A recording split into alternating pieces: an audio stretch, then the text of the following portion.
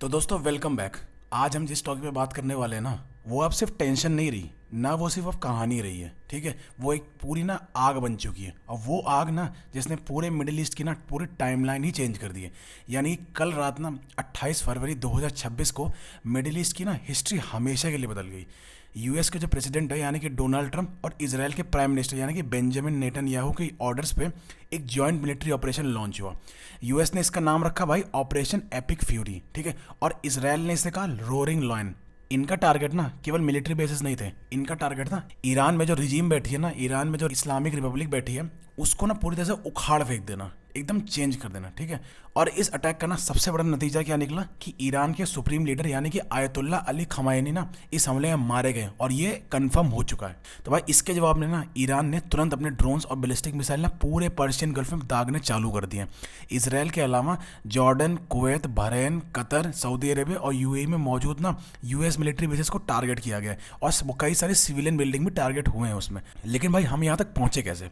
तो भाई एक तरफ गाजा का पीस प्लान की बातें चल रही थी, है ना, दूसरी तरफ जिनीवा में यूएस ईरान का इनडायरेक्ट ना न्यूक्लियर टॉक्स चल रहे थे। ठीक है, कि भाई सब चीज़ सॉर्ट आउट हम करते हैं। तो भाई अचानक से ना ये मैसिव एक्सप्लोजन हुआ कैसे, मतलब बातें यहाँ तक खराब कैसे हुई?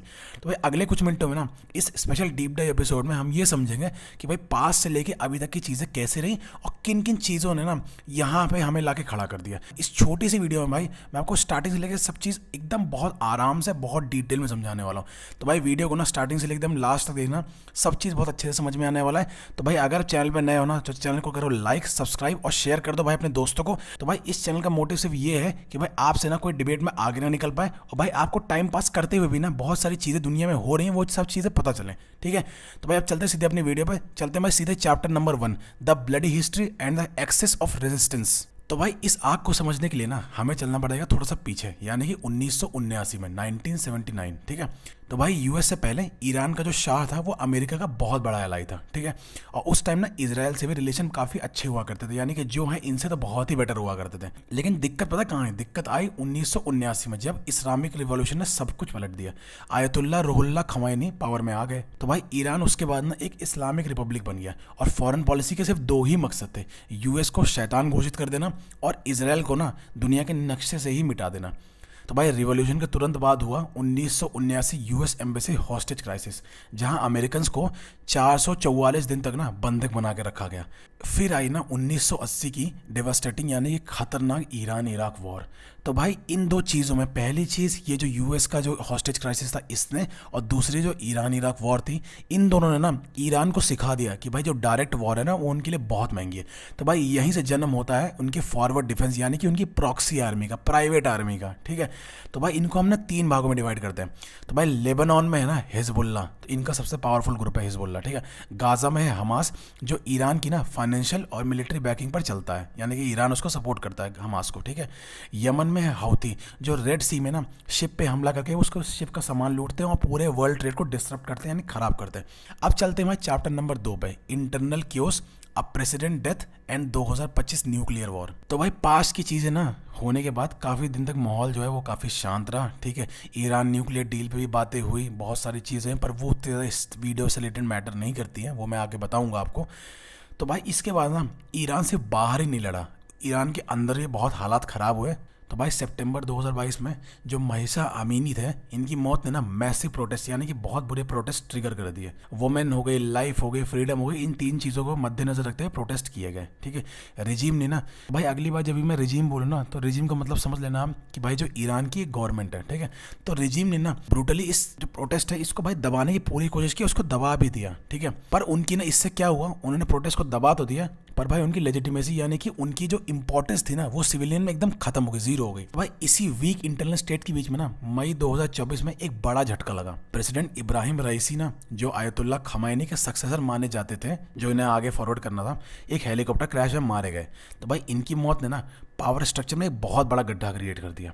तो भाई नए इलेक्शन में ना एक और मॉडरेट यानी कि नॉन कट्टरपंथी आदमी मसूद पशकियन जीते जरूर, पर भाई पावर ना अभी भी आईआरजीसी यानी कि ईरानियन रिवोल्यूशनरी गार्ड्स और सुप्रीम लीडर आयतुल्ला खमैनी के पास ही थी। फिर भाई एक टर्निंग पॉइंट आता जून 2025 की जो लड़ाई होती है।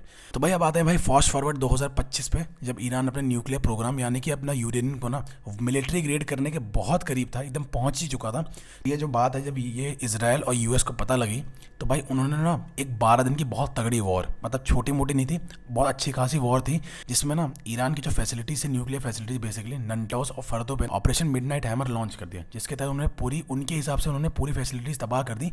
पर इंटरनल सोर्सेस कहते हैं कि भाई उनकी फैसिलिटी तबाह हुई नहीं थी, काम अभी भी चालू है। ठीक है भाई 24 जून 2025 को सीज फायर तो हो गया, पर भाई उसने ना सिर्फ हमें वक्त खरीद के दिया, उसने कोई प्रॉब्लम सॉल्व नहीं करी। ठीक है फिर आता है भाई चैप्टर नंबर 3 पे, द प्रॉक्सीज क्रश गाजा और लेबनान इन 2025-26। तो भाई इन सब के बीच ना ईरान के जो प्रॉक्सीज थे, जो उनकी प्राइवेट आर्मीज थे, उनके क्या हाल थे। तो इसराइल ने ना 2026 से 2025 में हिजबुल्ला पे एक ब्रूटल मिलिट्री कैंपेन चलाई। इसराइल ने हिजबुल्ला के लगभग 45% ना फाइटर्स और टॉप कमांडर को ना मार गिराया, उनके वेपन्स की फैसिलिटीज तबाह कर दी जहां से वो वेपन्स लेते थे। नवंबर 2024 में एक सीज फायर के तहत ना हिजबुल्ला को ना लिटारी रिवर के ना नॉर्थ में ढकेल दिया गया। लेकिन भाई 2026 की स्टार्टिंग में टेंशन ना फिर बढ़ रही थी और भाई जो एक्सट्रीमिस्ट थे, जो कट्टरपंथी थे, वो फिर लड़ाई की तैयारी कर रहे थे। तो भाई वहीं गाजा का ना स्टेटस ना बहुत कॉम्प्लिकेटेड हो चुका था। अक्टूबर 2025 में इसराइल और हमास के बीच ना एक हॉस्टेज सीज फायर एग्रीमेंट हुआ था। तो भाई ट्रम्प एडमिनिस्ट्रेशन ने ना एक बोर्ड ऑफ पीस प्लस साथ में एक पैलेस्टीनियन कमेटी फॉर्म करी, जिसको गाजा गवर्नमेंट गवर्न करेगी, वो देखेगी कि इसमें चीज़ें सही चल रही हैं कि नहीं। लेकिन भाई आज मार्च 2026 में ये डील ना टूटने की कगार पे है। क्यों? क्योंकि भाई इसराइल डिमांड कर रहा है कि जो हमास है ना वो पूरी तरह से हथियार डाल दे, एकदम सरेंडर कर दे। ठीक है तो भाई यूएस ना उसको एक 60 दिन की डेडलाइन देने वाला है, पर भाई हमास ना अपने हथियार ना छोड़ने को तैयार ही नहीं हो रहा। ठीक है क्योंकि भाई इन्हें लगता है कि भाई बिना हथियारों के ना इसराइल उन्हें खत्म कर देगा। ठीक है तो भाई इसके बाद ना इसराइल के जो फार राइट मिनिस्टर थे, जो अपने देश को आगे लेके चलते हैं, यानी कि राइट विंग वाले मिनिस्टर जैसे बेजलेल मोतोरक ओपनली ये कह रहे हैं कि भाई अगर ना इसराइल डिसार्म नहीं हुआ तो भाई इसराइल ना पूरी तरह से मिलिट्री कंट्रोल फॉरवर्ड करेगा गाजा में और पूरे गाजा में कब्जा कर लेगा, अपने मिलिट्री इंस्टॉलेशन वहां बना लेगा। भाई फिर आता है चैप्टर नंबर 4, फरवरी 28, 2026, fall of supreme leader Ayatollah Khamenei. तो भाई अब आते हैं ना कल की उस घटना पे जिसने सारी कैलकुलेशन को ना डिस्ट्रॉय कर दिया। तो भाई जनवरी 2026 में ना ईरान में एक बार फिर से एक मैसिव एंटी गवर्नमेंट प्रोटेस्ट हुए थे, जिसने ना रिजीम को वॉलंटरी क्लच कर दिया, जिसने वहाँ गवर्नमेंट के खिलाफ ना बहुत बड़े आंदोलन छेड़ दिया। इसमें ना हज़ारों लोग मारे गए। ईरान में ना इंटरनल प्रेशर बढ़ने के कारण ना वो फटने को हो गई सरकार। ठीक है तो वहीं जिनीवा में यूएस और ईरान के बीच ना एक इनडायरेक्ट न्यूक्लियर टॉक चल रही थी कि भाई कैसे ना दोनों का फायदा हो, किसी का नुकसान ना हो। ठीक है यहाँ तक कि भाई जो ईरान की गवर्नमेंट थी ना वो यूएसए से ये डील कर रही थी कि भाई कैसे ना सैंक्शन हटा के ना ईरान का ऑयल जो है वो ग्लोबल मार्केट में लाया जाए। ठीक है लेकिन भाई यूएस और इसराइल के ना मन में कुछ और ही चीज़ें चल रही थी। सऊदी अरेबिया और इसराइल की ना हेवी लॉबिंग के बाद प्रेसिडेंट ट्रंप ने फाइनली स्ट्राइक का ऑर्डर दे दिया। ठीक है तो भाई 28 फरवरी 2026 को ना इसराइल की तरफ से रोरिंग लॉयन और यूएस की तरफ से ऑपरेशन एपिक फ्यूरी शुरू होता है। तेहरान, इस्फान, कौम और कराज में ना मैसिव बम गिराए जाते हैं, मतलब बहुत ज़्यादा अमाउंट में बम गिराया जाता है। टारगेट सिर्फ न्यूक्लियर फैसिलिटीज़ नहीं थे, बल्कि जो वहाँ की गवर्नमेंट थे, जो वहाँ के रिजीम थे, इस्लामिक रिवॉल्यूशन को क्रश करना, मिट्टी में मिला देना था। तो भाई सैटेलाइट की इमेज और ग्राउंड रिपोर्ट से कंफर्म करती हैं कि भाई आयतुल्ला अली खमैनी ना एक पूरी तरह से कंपाउंड में तबाह हो चुका है। ठीक है उनके साथ साथ ना जो ईरान की नेशनल सिक्योरिटी काउंसिल के सेक्रेटरी है ना अली शमखानी, वो भी मारे गए। तो भाई ग्राउंड रिपोर्ट्स ये भी कह रहे हैं कि भाई उनकी बेटी, उनके दामाद और उनका जो नाती यानी कि ग्रैंड सन है ना, वो भी मारे जा चुके हैं इस हमले में। ठीक है तो भाई ईरान के स्ट्रीट्स में ना हर तरफ अफरा तफरी मची हुई है और दूसरी तरफ ना सिविलियंस ना इस पर खुशी भी मना रहे हैं कि भाई फाइनली आयतुल्ला खमैनी मारा गया और हम अब ना आज़ाद हैं और हम अब अपने हिसाब से जी सकते हैं। लेकिन भाई एक चीज़ अभी भी यहाँ देखनी पड़ेगी, क्योंकि आईआरजीसी यानी कि ईरानियन रिवोल्यूशनरी गार्ड्स ना अभी भी जिंदा है और उन्होंने ना भाई इस रीजन में आग लगा रखी है। ठीक है बहुत अफरा तफरी मची हुई है। अब आता है भाई कंक्लूजन। ठीक है the eve of regional war. तो भाई ईरान ने ना जो कल रात रिटेलिएशन किया है, यानी कि यूएस बेसेस और आसपास के अपने अरब देशों के एयरपोर्ट पे, बिल्डिंगों पे जो मिसाइल दागे हैं, वो सब शुरुआत है। ठीक है जो हाउथीज़ हैं उन्होंने रेड सी यानी कि लाल सागर पर ना शिपों पे अटैक करना अनाउंस कर दिया है ना। उन्होंने साफ साफ बोल दिया है भाई कि हम तो अपना काम करेंगे, अब हम जो बचे खुचे हम अपने हिसाब से काम करेंगे। भाई अब जो सबसे बड़ा सवाल है ना वो भाई हिजबुल्ला पे। भाई हिजबुल्ला का ना हमेशा से एक क्लियर रेड लाइन थी, अगर सुप्रीम लीडर जो आयतुल्ला खमैनी पर डायरेक्ट हमला हुआ तो हम ऑल आउट वॉर करेंगे, पूरी तरह से हमला करेंगे। अब जबकि खमैनी मारे जा चुके हैं ना, तो हिजबुल्ला अपने बचे खुचे आर्सेनल के साथ ना वॉर में कूद सकता है, यानी कि सब कुछ अपना झोंक सकता है वो लड़ाई में। भाई हम ना आज एक ऐसे सुबह उठे जहाँ मिडिल ईस्ट की ना हिस्ट्री एकदम चेंज हो चुकी है, उसका मैप भी चेंज हो चुका है, ठीक है। तो भाई क्या ये इस्लामिक रिपब्लिक ऑफ ईरान का अंत है? क्या इसराइल और यूएस एक लंबी प्रॉक्सी और गुरिल्ला वॉरफेयर में फंसने वाले हैं? और इस आग में ना बाकी दुनिया, रशिया, चाइना का क्या रोल होगा, ये देखने वाली बात होगी, ठीक है।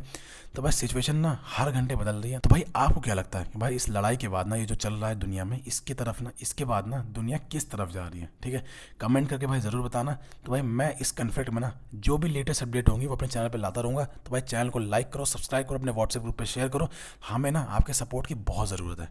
तो भाई अगर ये वीडियो ना आपको पसंद आई हो तो भाई इसको करो लाइक, सब्सक्राइब, दोस्तों में करो शेयर, ठीक है। इसका मोटिव भाई यही है, आपको बहुत आसान भाषा में समझाना ताकि आपसे ना कोई भी जीत ना सके, ठीक है। चलो भाई मिलते हैं अगली वीडियो में। Thank you and love you all.